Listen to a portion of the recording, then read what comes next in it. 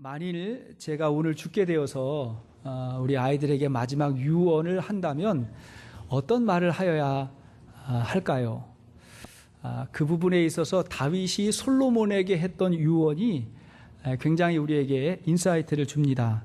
열왕기상 2장 2절 3절 말씀을 보면, 자, 시작. 내가 이제 세상 모든 사람이 가는 길로 가게 되었노니 너는 힘써 대장부가 되고 내 하나님 여호와의 명령을 지켜 그 길로 행하여 그 법률과 계명과 율례와 증거를 모세의 율법에 기록된 대로 지키라. 그리하면 내가 무엇을 하든지 어디로 가든지 형통할지라. 다윗의 유언입니다. 내 하나님 여호와의 명령을 잘 지키면 내가 무엇을 하든지 어디로 가든지 형통할지라. 이 말을 신약 시대의 방법으로 의미로 말한다 그러면 예수 잘 믿으라 그거죠. 예수 잘 믿으라. 고 한경직 목사님께서 은퇴하신 이후에 그분을 찾았던 수많은 목사님들, 후배 목사님들에게 한 목사님이 당부했던 말씀이 예수 잘 믿으라고 했던 말은 유명한 말이죠. 목사님들에게 예수 잘 믿으시오, 그렇게 말씀하셨답니다. 부끄럽게도 요즘 한국의 어느 대형 교회의 후임 목사 문제로 말이 많습니다. 언론에도 자주 노출이 되고 참 안타까운데, 그 교회 앞에서 한 청년이 목사님 예수 잘 믿으세요 라고 팻말을 들고 있는 것을 제가 언론을 통해서 보게 됐습니다. 예수님을 전하는 목사에게 있어서 예수를 잘 믿으라는 말을 듣게 됐는데 참 안타깝고 부끄러운 말이 아닌가, 그렇게 생각이 들었습니다. 또 생각이 들었어요. 과연 그 청년은 어떤 예수를 믿을까? 예수를 잘 알고 있을까? 생각이 났고, 많은 사람들이 예수를 믿고 안다고 말하지만 정작 예수님에 대해서 모르는 경우가 허다합니다. 예수님이 과연 누구일까에 대한 문제는 기독교 신앙의 본질이면서 전부입니다. 기독교 신앙은 예수님 이상도 이하도 아닙니다. 예수가 누구냐예요. 만일 예수님을 잘 알면 기독교 신앙은 굉장히 단순하고 명쾌해지는데, 예수님을 잘 알지 못하면 우리는 또 하나의 종교의 짐을 지게 되는 것입니다. 예수님은 이 땅에 있는 종교를 허물고 참 진리를 세우려고 오셨는데, 예수님을 모르면 또 하나의 종교 생활을 우리가 하게 되는 것입니다. 그 차이가 있다는 것을 우리가 알아야 됩니다. 오늘날 세상에 예수님을 전혀 모른다고 생각하는 사람은 없고 예수님을 좀 안다고 다 생각합니다. 그런데 대부분 예수님께 들은 예수님이 아니라 예수님에 대해서 안다는 사람에게 들은 예수님을 사람들은 많이 알아요. 예수님에 대해서 누가 얘기했는데 그걸 듣고 이제 아는 거죠. 그래서 예수님을 아주 좋은 분, 또 위대한 스승 혹은 성자로 예수님을 아는 사람들이 많습니다. 그러나 예수님에 대해서는 예수님에게 직접 들어야 알 수 있습니다. 그분에게 들어야 잘 알 수가 있는 것이죠. 요한복음 4장을 보면 사마리아 수가성 여인이 햇볕이 쨍쨍 내리쬐는 정오에, 그 무더운 날 우물가에 물을 길러 왔습니다. 거기에서 이제 예수님하고 만나고 대화를 하다가 그 여인에게 예수께서 말씀하시기를 내가 생수다, 내가 영원히 목마르지 않는 생수다, 이렇게 말씀하셨습니다. 오늘 본문을 통해서 예수님은 내가 생명의 떡이다, 이렇게 말씀하셨습니다. 이렇게 엉뚱한 이야기가 어디 있어요? 누군가가 여러분에게 나타나서 내가 생명의 떡이다 그러면 떡 많이 드시오 그러지 않겠어요? 이런 말 들으면 예수님은 정신이 약간 이상한 분이든지 아니면 그 시대의 사이비 교주든지 둘 중에 하나라고 생각할 겁니다. 그러나 예수님이 하시는 말씀을 깨닫고 믿으면 영원히 목마르지 않고 영원히 배고프지 않는 구원이 임합니다. 이건 진리입니다. 그래서 요한복음에는 예수님께서 직접 나는 무엇이다, 헬라어로 에고 에임이 이렇게 말하는데 나는 무엇이다, 나는 선한 목자다, 나는 양의 문이다, 나는 포도나무다, 이렇게 예수님의 자기 선언, 나는 누구다라고 주님이 직접 말씀하신 것이 7가지가 됩니다.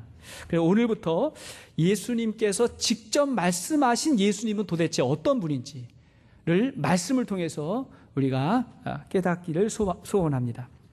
자, 오늘 본문이 소개가 되는 요한복음 6장은 그 6장 앞부분에 그 유명한 오병이어의 기적이 앞부분에 기록되어 있습니다.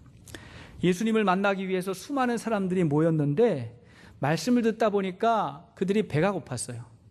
배고픈 사람들을 보면 예수님도 안타깝습니다. 그래서 그들에게 먹을 것을 주고자 할 때에 한 소년이 들고 온 오병이어, 보리떡 5개와 물고기 2마리를 가지고 5,000명을 먹이시고 12광주리를 남긴 그 엄청난 사건이 6장 앞부분에 기록되어 있습니다. 다른 성경에는 이것을 기적이라고 말하지만 사실 하나님에게는 기적이 없어요.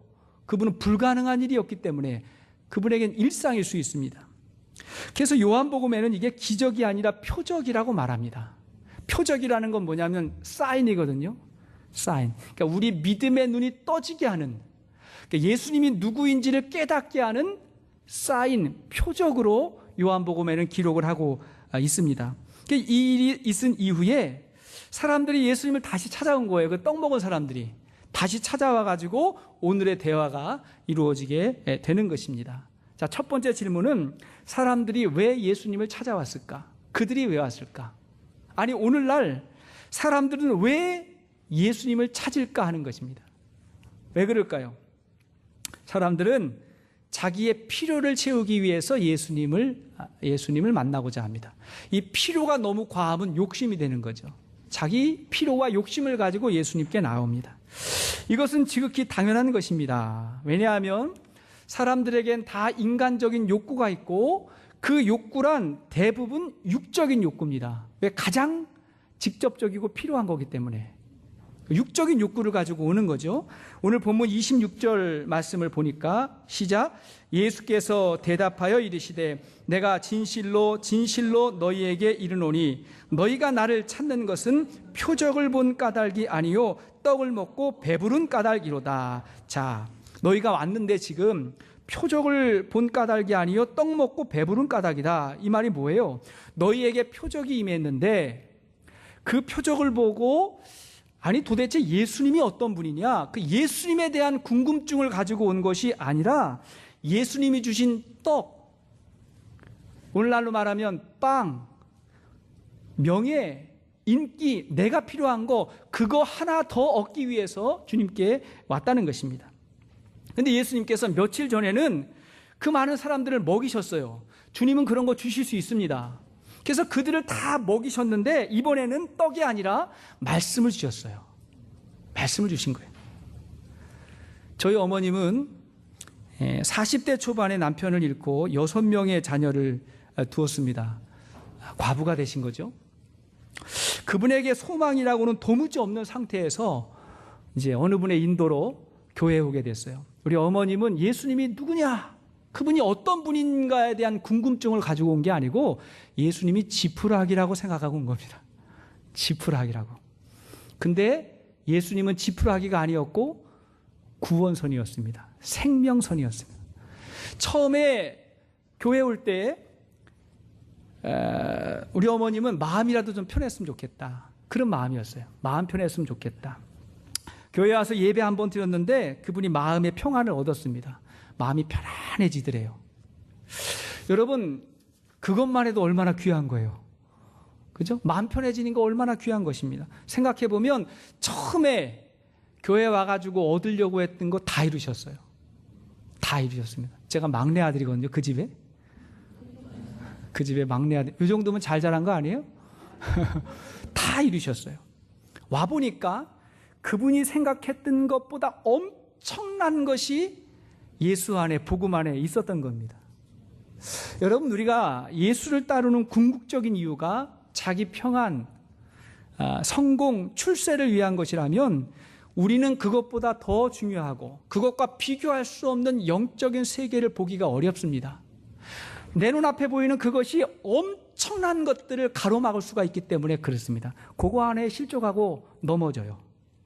주님은 더 큰 거를 보여주길 원하는 거예요. 여러분, 사람들이 왜 결혼을 할까요? 행복을 위해서 합니다. 예, 결혼을 하면 행복해요. 행복하지만 행복을 위해서 결혼을 하면 곧 실망할 겁니다. 실망해야 될 이유가 얼마나 많아요. 저는 그렇게 생각해요. 결혼은 헌신하기 위해서 하는 거다. 내가 행복한 게 아니라 상대방을 행복하게 하기 위해서 하는 거예요. 그러면 그 행복이 나에게 온다. 저는 그렇게 정의를 합니다. 우리가 왜 부자가 되어야 될까요? 부자가 되면 행복할 수도 있으나 행복하기 위해서 부자가 되면 행복하지 않을 이유가 훨씬 더 많을 겁니다. 이건 세상의 권력도 인기도 마찬가지입니다. 그거 얻으려고 하면 행복을 잃어버릴 조건이 너무나 많아요. 미국의 백악관에서 비서로 일하는 사람이 정신과 의사를 찾았답니다. 의사가 검사를 해보니까 정신 이상은 아닌데 이상한 증상이 있다는 것을 발견했어요. 이 사람은요, 어디를 가든지 백악관 출입하는 목걸이 있잖아요. 그 신분증. 그 목걸이를 걸고 다니지 않으면 불안한 증세가 생긴 것입니다. 그래서 항상 이 목걸이를 하는데 집에 있을 때도 해야 되고 밤에 잘 때도 해야 되고 어디 놀러 갈 때도 해야 되고 심지어 목욕탕 갈 때도 목걸이를 차고 들어가는 거예요. 그런 증세가 생긴 거예요. 놀라운 사실은 이 의사가 조사해 보니까 백악관 직원들이 거의 비슷한 증상을 가지고 있다는 것을 발견했다는 거예요. 여러분, 백악관은 세계 권력의 중심부입니다.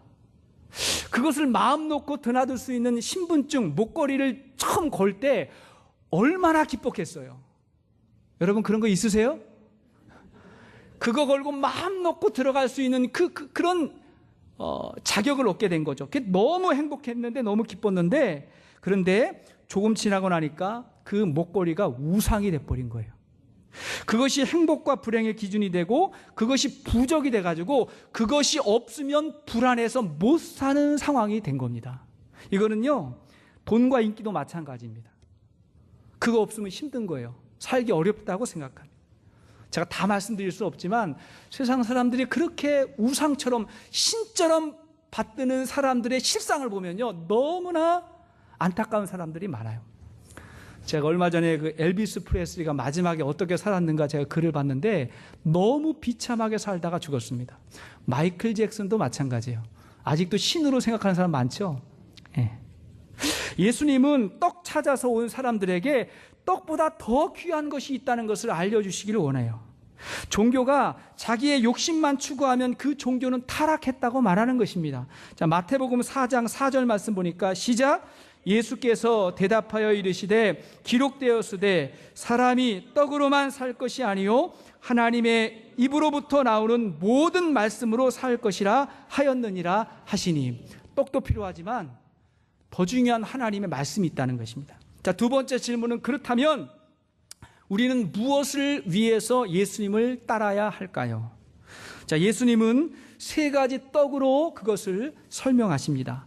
첫째는 썩을 양식에 대해서 말하고 있습니다. 썩을 양식이 있다는 것. 27절을 보시겠어요? 27절 시작. 썩을 양식을 위하여 일하지 말고 영생하도록 있는 양식을 위하여 하라. 이 양식은 인자가 너희에게 주리니 인자는 아버지 하나님께서 인치신 자니라. 여기 보니까 썩을 양식을 위하여 일하지 말라고 했습니다. 우리가 매일 먹는 음식을 예수님은 썩을 양식이라고 말씀하셨습니다. 이건 땅에서 나는 거예요. 땅에서 나는 거죠. 매일 먹어야 됩니다. 그리고 우리는 이 양식을 위해서 얼마나 치열하게 살아야 하는지 모릅니다. 사실 우리에게 중요한 문제가 먹는 문제잖아요. 너무나 중요한 문제예요. 오늘날 사람들의 관심, 삶의 이유, 목적이 결국은 먹는 문제입니다. 너무 중요해요. 그런데 예수님은 이 양식을 썩을 양식이라고 말씀하셨어요.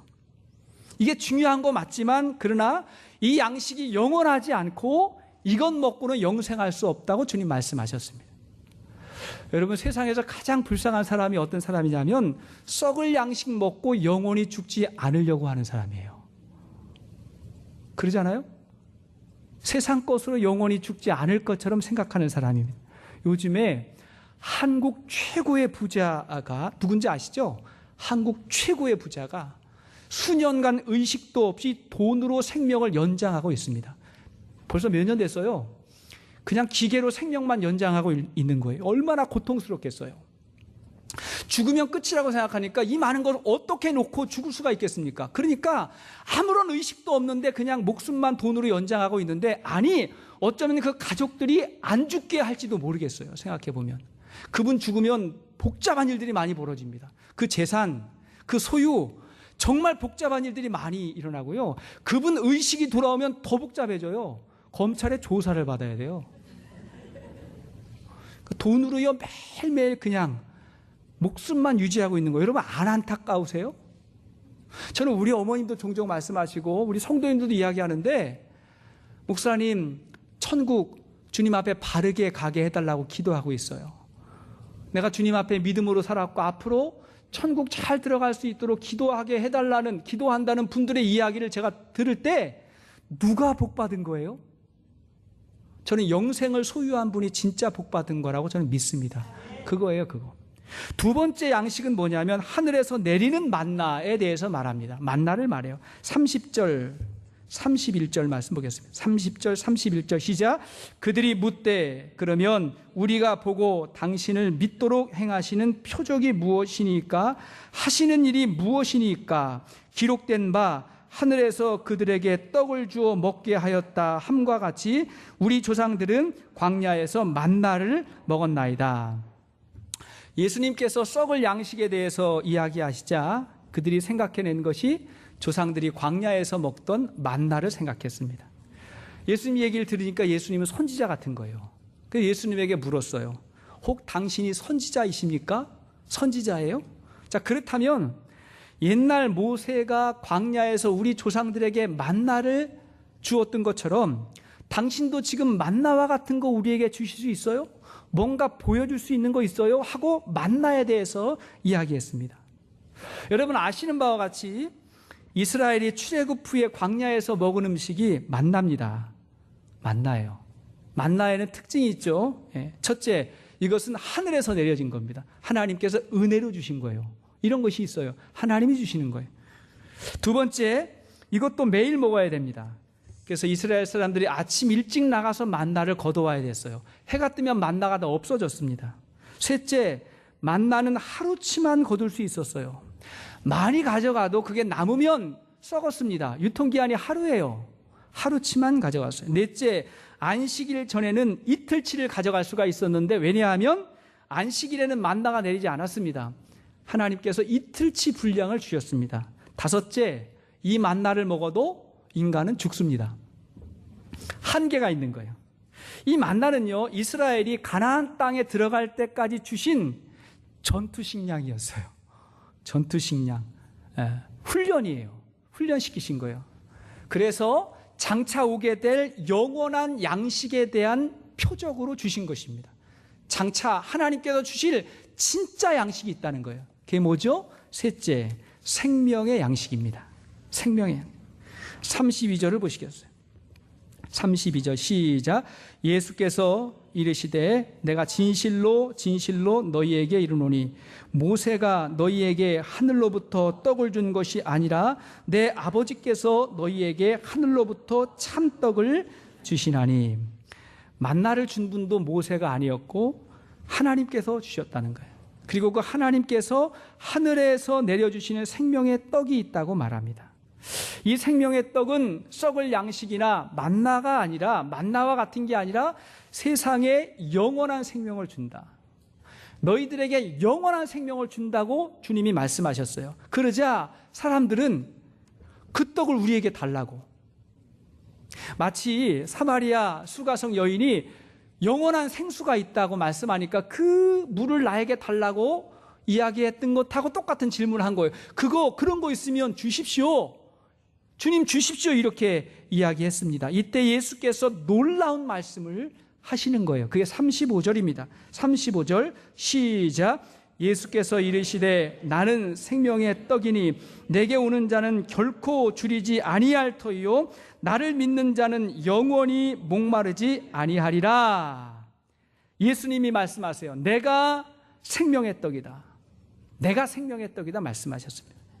예수님이 생명의 떡이라고 하는 게 무슨 뜻일까요? 무슨 뜻이죠? 예수님이 하나님이시다. 그리고 그분이 영생을 소유했다는 거예요. 그 의미입니다. 여러분, 생명은 하나님이 주시고 하나님이 생명의 근원이잖아요. 하나님이 생명이에요. 그러니까 생명이 예수님에게 있다는 것은 예수님이 생명이라는 거예요. 예수님이 하나님이라는 거예요. 내가 하나님이고 내 생명은 영원하다. 그 주께서 말씀하신 거예요. 그리고 예수님은 자신이 생명의 떡이라고 말씀하셨어요. 그리고 나를 먹으라 하셨어요. 사람들은 이 말을 이해하지 못해서 마음이 불편했습니다. 나를 먹으라고? 무슨 말일까? 이분이 우리의 왕 삼으면 좋을 것 같은데, 왕 삼았으면 좋겠는데, 그렇게 생각했는데 아주 이상한 이야기를 하는구나 싶어서 사람들이 어떻게 됐는가? 떠나기 시작했습니다. 예수님을 떠나기 시작했어요. 66절을 보십시오. 요한복음 6장 66절 보니까 시작.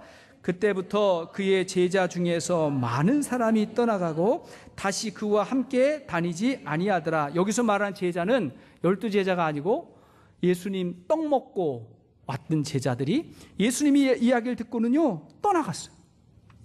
저는 말씀을 묵상하다가 이 부분에서 기뻐요. 떠났다는 이야기를 들었는데 기뻐요.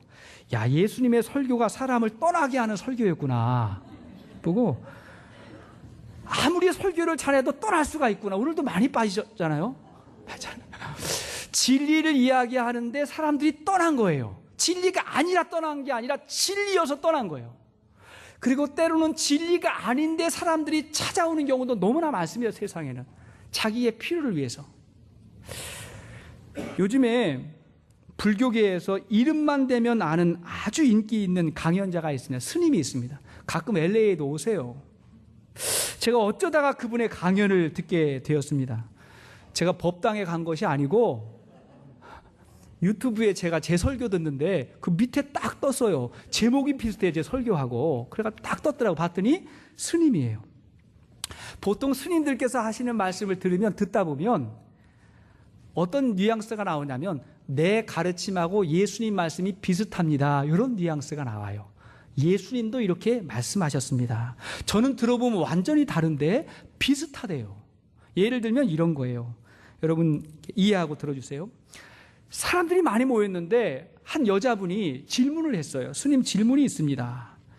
질문이 뭐냐면 사람이 죽으면 천국에 가나요? 아니면 지옥 가나요? 이게 제목이었어요. 천국 갑니까? 지옥 갑니까? 하니까 제 설교 밑에 이게 딱 떴더라고요. 천국 가나요? 지옥 가나요? 그러자 스님이 대답하기를 그게 왜 궁금해요? 이렇게 묻더라고요. 그게 왜 궁금해요? 나는 그게 하나도 안 궁금한데 자기는 그게 왜 궁금하지? 이렇게 묻더라고요. 그러니까 사람들이 막 웃어요. 저는 그냥 궁금해요. 그런 거. 여러분 안 궁금하세요?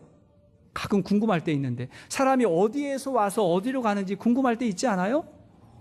근데 그분이 그러더라고요. 가끔 궁금할 때가 있어요. 그러더라고요. 그자 스님이 대답을 해요. 나도 몰라요. 나도 몰라요. 사람들이 웃었어요. 그러고는 이제 이렇게 이야기를 하는 거예요. 그런데 한번 생각해 보세요. 사람이 죽으면 좋은 곳에 간다고 생각하는 게 좋아요? 아니면 나쁜 곳에 간다고 생각하는 게 좋아요? 하고 물으니까 당연히 좋은 곳에 간다고 생각하는 게 좋지요. 그렇게 여인이 대답을 하니까 그럼 그렇게 믿으세요. 그러더라고요. 계속해서 말합니다. 사람이 떠난다는 건 슬픈 일인데 떠나갈 때 좋은 일로 간다고 생각하는 게 덜 섭섭해요? 아니면 안 좋은 일로 간다고 생각하는 게 덜 섭섭해요? 이렇게 물으니까 좋은 일로 가는 게 덜 섭섭하죠? 이렇게 대답을 하는 거예요. 그러니까 그럼 그렇게 믿으세요. 그러더라고요. 이때 성경이 등장을 해요. 드디어 예수님의 말씀이 등장을 하는데 거 보세요. 예수님도 말씀하시기를 내 믿음이 너를 구원한다 말씀했잖아요. 그렇게 믿으세요. 그러더라고요. 많은 사람들이 알았다고 끄떡끄떡이기 시작했습니다. 여기다가 한마디를 더 붙였어요. 인도 사람들은 머리가 좋아가지고 더 깊은 것을 생각했어요. 하면서 하시는 말씀이 사람이 떠났다가 영영 떠나면 섭섭하니까 떠났다가 다시 돌아온다고 믿으면 그게 윤회인데 떠났다가 다시 돌아온다고 믿으면 좋아요, 안 좋아요? 좋아요. 그럼 그렇게 믿으세요. 그러더라고요. 처음부터 끝까지가 다 이런 거예요.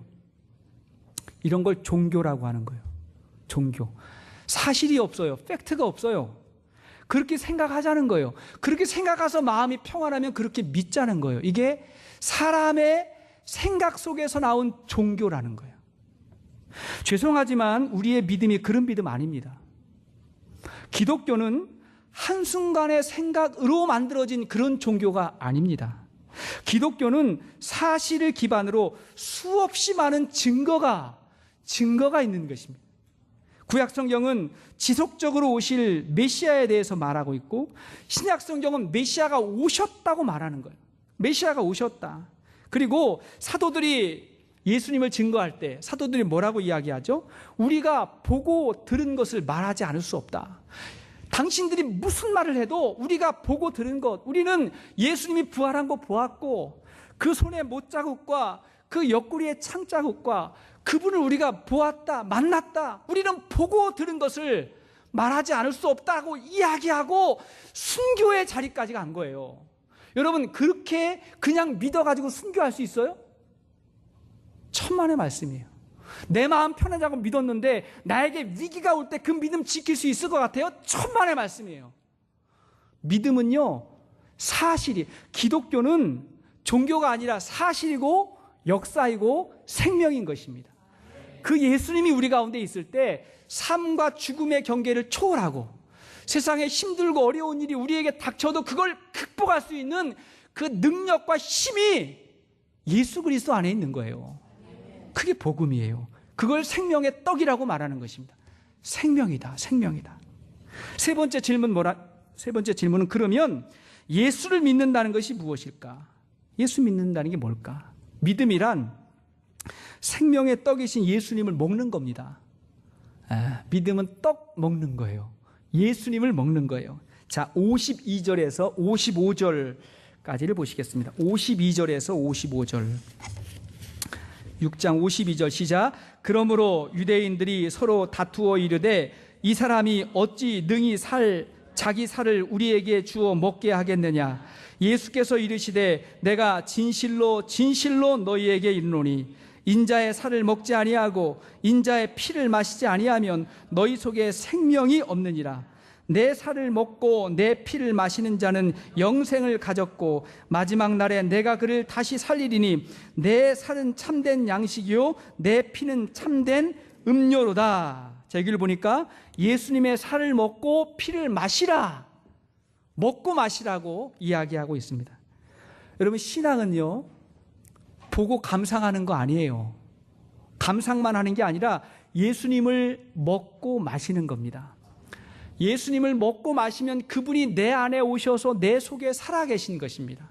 생명이신 예수님이 내 안에 오셔서 나로 살게 하고 그것이 영원한 생명이기 때문에 지금부터 영원으로 이끌어가는 거, 그것이 예수님을 믿는 겁니다. 예수의 생명이 내 안에 있는 거예요. 그걸 사실로 믿는 거예요. 수많은 증거를 보고 믿는 거예요. 그 능력을 체험하는 거예요. 그런데 저는 안타까운 분들이 어떤 분이냐면 평생 교회 다녔는데 예수님을 먹지 않고 구경만 하시는 분들이에요. 안 먹어요. 구경만 해요. 그래가지고 여기저기를 막 봐요. 오늘은 한 목사의 설교가 좀 어렵군. 오늘 좀 어렵습니까? 좀 어렵군. 오늘은 성가대의 찬양이 아주 참 좋군. 오늘은 누가 빠졌군. 지난주에 헌금은 얼마가 나왔군 하면서 예수님은 먹지 않아요. 주변만 살펴요. 계속 그렇게 신앙생활해요. 예수님이 나에게 생명이 되질 않아요. 그 능력이 뭔지를 몰라요. 여러분, 떡은 먹으라고 있는 거지 보라고 만드는 거 아니에요. 떡 아무리 봐도 힘이 되질 않아요. 먹어야 됩니다. 조금 이따 떡 많이 드세요. 우리 송편 준비했는데 먹어야 내게 되는 거예요. 그래야 힘이 되는 거죠. 예수님을 먹는다고 표현한 것은 조금 후에 있게 될 예수님의 십자가와 부활을 믿으라는 거예요. 십자가와 부활을 믿으라. 예수님을 믿는다는 것은 그분의 십자가와 부활을 믿는 것입니다. 예수님이 우리를 구원하기 위해서 십자가에 달려서 살이 다 찢기고 온몸에 피를 다 흘리셨습니다. 바로 그 살과 피가 죄와 허물로 죽었던 우리를 살리는 하나님의 사랑의 확증이라는 것을 우리는 믿는 것입니다. 이게 먹는 거예요. 믿는 것은 먹는 것입니다. 그리고 그분이 부활하셨어요. 예수님의 부활은 그분이 하신 모든 말씀이 사실이라는 걸 증거하는 거예요. 예수님이 부활을 안 하셨으면 그분 안 믿어도 돼요. 그분은 영원한 생명 아니에요. 그분은 우리의 죄를 용서해 주실 자격이 없는 분이에요. 근데 그분이 부활하셨기 때문에 그분이 영생을 가졌고 우리를 구원하시는 분으로 우리는 믿는 것입니다. 그걸 예수님을 먹는다고 말하는 거예요. 신앙생활은 결국 뭐냐? 예수님 잘 믿는 겁니다. 예수님을 잘 믿는 거예요. 하나님이 가장 중요하게 여기는 일이 뭔지 아세요? 교회에서 여러 가지 일들이 많이 있죠. 다 귀한 일인데 진짜 중요한 하나님의 일, 28절 29절을 보시겠어요? 6장 28절 29절 시작. 그들이 묻되 우리가 어떻게 하여야 하나님의 일을 하오리까? 예수께서 대답하여 이르시되 하나님께서 보내신 일을 믿는 것이 하나님의 일이니라 하시니. 하나님의 일이 뭐죠? 하나님 보내신 예수님을 믿는 거. 어떻게 믿죠? 그분의 살과 피를 먹고 마심으로 내가 영생한다는 걸 믿는 거. 이것이 하나님이 가장 중요하게 여기시는 일입니다. 할렐루야. 이 믿음 가지셔야 돼. 이 믿음 갖고 모든 봉사를 해야 의미가 있는 거지. 이 믿음 없이 우리의 일은 그냥 공로가 되는 거예요. 공로로는 구원받지 못합니다. 믿음으로 구원받는 거예요. 어느 날 마귀가 부하를 데리고 산책을 갔답니다. 길 모퉁이를 돌아서는데 한 사람의 손에 뭔가를 들고 아주 기뻐하는 모습을 마귀와 그 무리들이 봤대요. 자세히 보니까 그 손 안에 들려있는 게 뭐냐? 진리의 조각이었대요. 진리의 한 조각을 발견하고 너무 좋아한 거예요. 부하가 말합니다. 저 친구 저러다가 구원받겠어요. 손에 저거 들었는데 저거 진리 덩어리인데 구원받겠어요. 제가 가서 저 진리를 빼앗아 오겠습니다 하고 말했대요. 그러자 마귀가 태연하게 이렇게 이야기했답니다. 저 친구 속에는 생명이 없으니 그냥 내버려 둬라. 진리 조각을 마치 전체인 양 우상으로 섬기는 생명 없는 자가 언제나 가장 먼저 넘어지는 법이야. 그러더래요. 생명이 없잖아요. 뭘 듣고 뭘 보아도 구원이 없어요. 그러나 예수 그리스도의 생명을 간직한 자들은 작은 걸 봐도 그 속에서 진리를 발견하고 세상을 보면서 하나님이 살아계시고 역사하시는 충만한 것들을 보게 됩니다. 진리를 발견하고 진리를 알지니 너희가 자유케 되리라. 진정한 기쁨을 예수 그리스도와 함께 경험하게 되는 것입니다. 생명을 얻는다는 게 이렇게 중요한 거예요. 이렇게 중요한 거예요. 말씀의 결론을 맺겠습니다. 이렇게 예수님께서 생명의 떡에 대해서 이야기했을 때 사람들의 반응이 어땠죠? 얼떨떨했습니다. 못 알아들었어요. 얼떨떨했어요. 그래서 어떻게 했다 그랬죠? 떠나가기 시작했습니다. 전에 빵 줄 때, 빵 한 끼 줄 때는 2만 명 모였는데 생명의 말씀을 주니까 사람들이 떠나갔어요. 저는 오늘 설교 끝나고 여러분들이 다 떠나가는 일이 없기를 바랍니다. 다 떠나갔어요. 그리고 오질 않았다는 거예요. 오질 않았어요. 이때 주님께서 남아있는 12 제자에게 물으셨어요. 67절 보십시오. 67절. 67절 말씀 보니까 시작. 예수께서 12 제자에게 이르시되 너희도 가려느냐? 다 사람들이 간 거예요. 12명이 남았어요. 너희도 가려느냐?